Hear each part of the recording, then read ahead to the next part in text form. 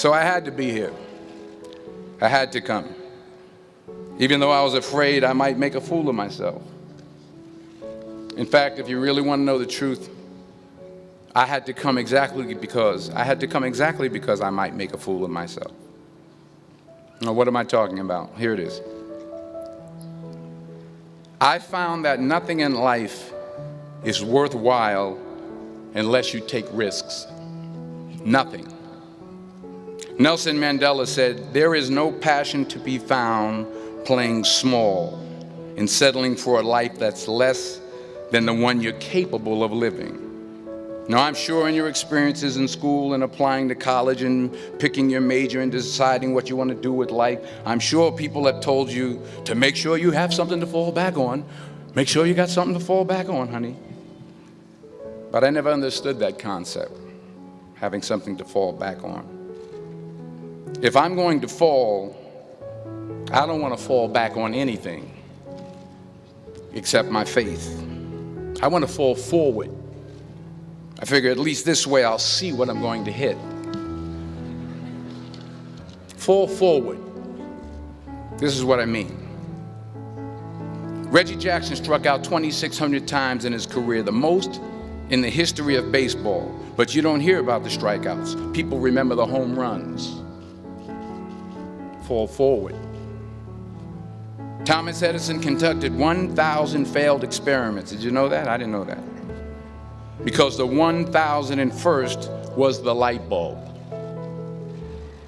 Fall forward. Every failed experiment is one step closer to success. You've got to take risks, and I'm sure you've probably heard that before, but I want to talk to you about why that's so important. I got 3 reasons, and you can pick up your iPhones. First, you will fail at some point in your life. Accept it. You will lose. You will embarrass yourself. You will suck at something. There's no doubt about it. And I know that's probably not a traditional message for a graduation ceremony, but hey, I'm telling you, embrace it, because it's inevitable. And I should know. In the acting business, you fail all the time. Early on in my career, I auditioned for a part in a Broadway musical. Perfect role for me, I thought, except for the fact that I can't sing. So I'm in the wings, I'm about to go on stage, but the guy in front of me, he's singing like Pavarotti. He's just, and he's just going on and on and on, and I'm just shrinking, I'm getting smaller and smaller. So they say, "Oh, thank you very much, and you'll be hearing from us." So I come out with my little sheet music, and it was Just My Imagination by the Temptations. That's what I came up with. So I hand it to the accompanist, and she looks at it and looks at me and looks out at the director and was like, "All right." So I start, I'm going to sing. I'm like, "It's just my imagination once again.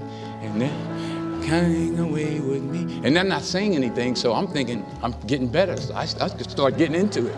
It was just my running. They say, "Oh, yeah, thank you very much, Mr. Washington, thank you." So I assumed I didn't get the job. But the next part of the audition, he called me back. The next part of the audition is the acting part of the audition. So I'm like, hey, okay, maybe I can't sing, but I know I can act. So they pair me with this guy, and again, I didn't know about musical theater. And musical theater is big, so they can reach everyone all the way in the back of the stadium. And I'm more from a realistic, naturalistic kind of acting where you actually talk to the person next to you. So I don't know what my line was. My line was, "Well, hand me the cup." And his line was, "Well, I will hand you the cup, my dear. The cup will be there to be handed to you." I said, "Oh, okay." "Well, should I give you the cup back?" "Oh, yes, you should give it back to me, because you know that is my cup and it should be given back to me." I didn't get the job. But here's the thing. I didn't quit. I didn't fall back.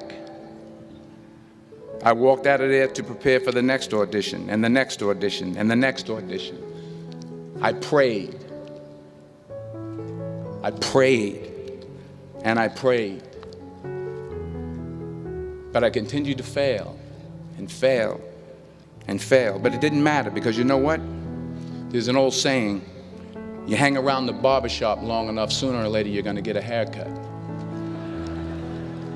So you will catch a break, and I did catch a break. Last year, I did a play called Fences on Broadway. Someone talked about it. Won the Tony Award. And I didn't have to sing, by the way. But here's the kicker. It was at the Court Theater. It was at the same theater that I failed that first audition 30 years prior. The point is, and I'll pick up the pace, the point is every graduate here today has the training and the talent to succeed. But do you have the guts to fail? Here's my second point about failure. If you don't fail, you're not even trying. I'll say it again. If you don't fail, you're not even trying. My wife told me this great expression.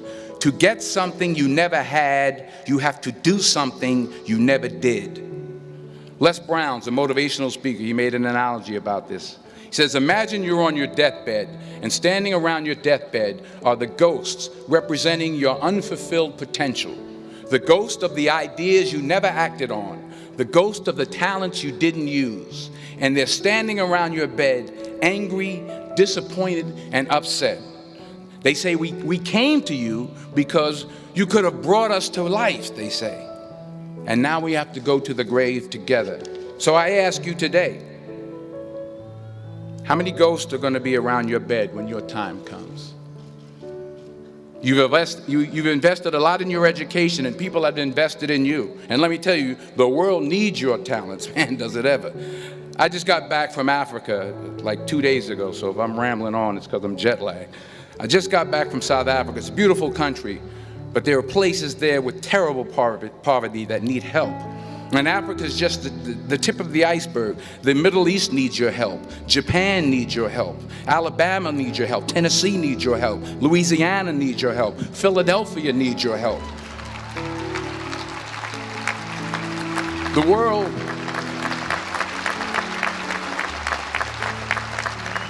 world needs a lot, and we need it from you.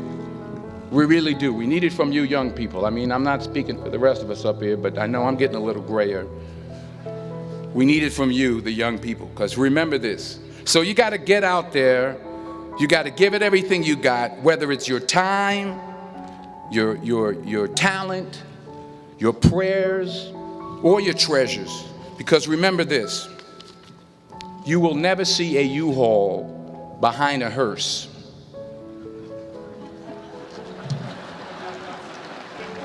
I'll say it again.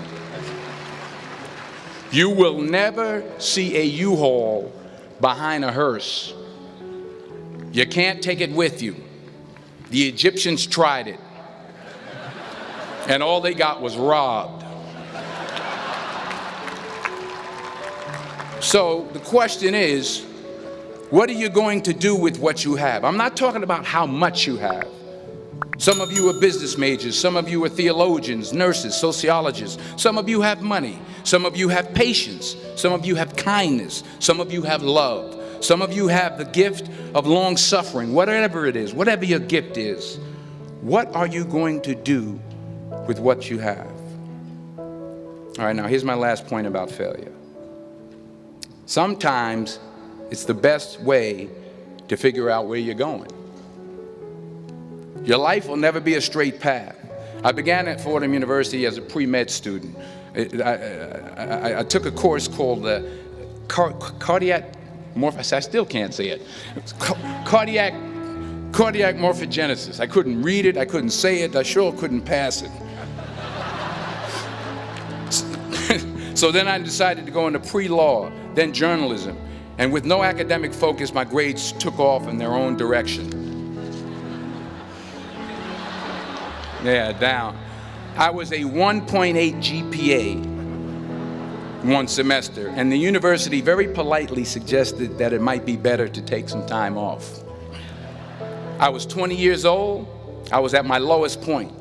And then one day, and I remember the exact day, March 27th, 1975, I was helping my mother in her beauty shop. My mother owned a beauty shop up in Mount Vernon. And there was this older woman who was considered one of the elders in the town. And I didn't know her personally, but I was looking in the mirror, and every time I looked at the mirror, I could see her behind me, and she was staring at me. She just kept looking at me. Every time I looked at her, she kept giving me these strange looks. So she finally took the dryer off her head and she said something I'll never forget. First of all, she said, "Somebody give me a piece of paper. Give me a piece of paper." She said, "Young boy, I have a prophecy, a spiritual prophecy." She said, "You are going to travel the world and speak to millions of people." Now, mind you, I'm 20 years old. I'm flunked out of school. In fact, like a wise ass, I'm thinking to myself, maybe she's got something in that crystal ball about me getting back into school next fall. But maybe she was on to something, because later that summer, while working as a counselor at a YMCA camp in Connecticut, we put on a talent show for the campers. And after the show, another counselor came up to me and asked, "Have you ever thought about acting? You're good at that." So when I got back to Fordham that fall, I got in and I changed my major once again for the last time. And in the years that followed, just as that woman prophesied, I have traveled the world and I have spoken to millions of people through my movies. Millions who up till this day couldn't see me, who up till this day I couldn't see while I was talking to them, and they couldn't see me. They could only see the movie. They couldn't see the real me. But I see you today, and I'm encouraged by what I see. And I'm strengthened by what I see. And I love what I see.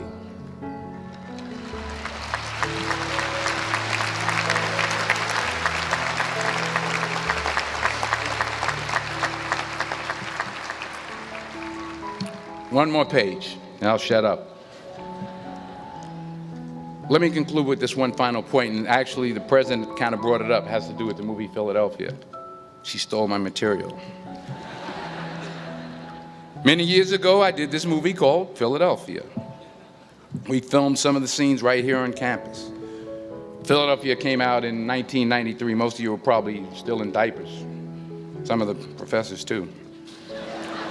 But that cracked me up. But it was a good movie. Rent it on, Netflix. It's a good movie. Rent it. I get 23 cents every time you rent it, please. Rent it. True. Parents up there, rent it. Netflix, please.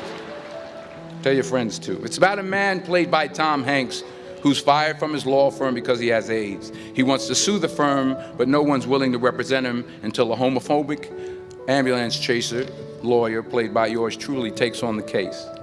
In a way, if you watch the movie, you'll see everything I'm talking about today. You'll see what I mean about taking risk or being willing to fail. Because taking risk is not just about going for a job. It's also about knowing what you know and what you don't know. It's about being open to people and to ideas. In the course of the film, the character I play begins to take small steps, small risks. He very, very, very slowly begins to overcome his fears. And I feel ultimately his heart becomes flooded with love. And I can't think of a better message as we send you off today. To not only take risks, but to be open to life, to accept new views, and to be open to new opinions. To be willing to speak at a commencement at one of the best universities in the country, even though you're scared stiff. While it may be frightening, it will also be rewarding. Because the chances you take, the people you meet, the people you love, the faith that you have, that's what's going to define you. So members of the class of 2011, this is your mission. When you leave the friendly confines of Philly, never be discouraged. Never hold back. Give everything you got.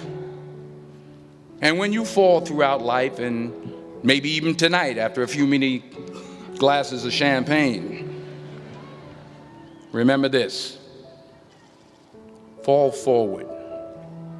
Congratulations. I love you. God bless you. I respect you.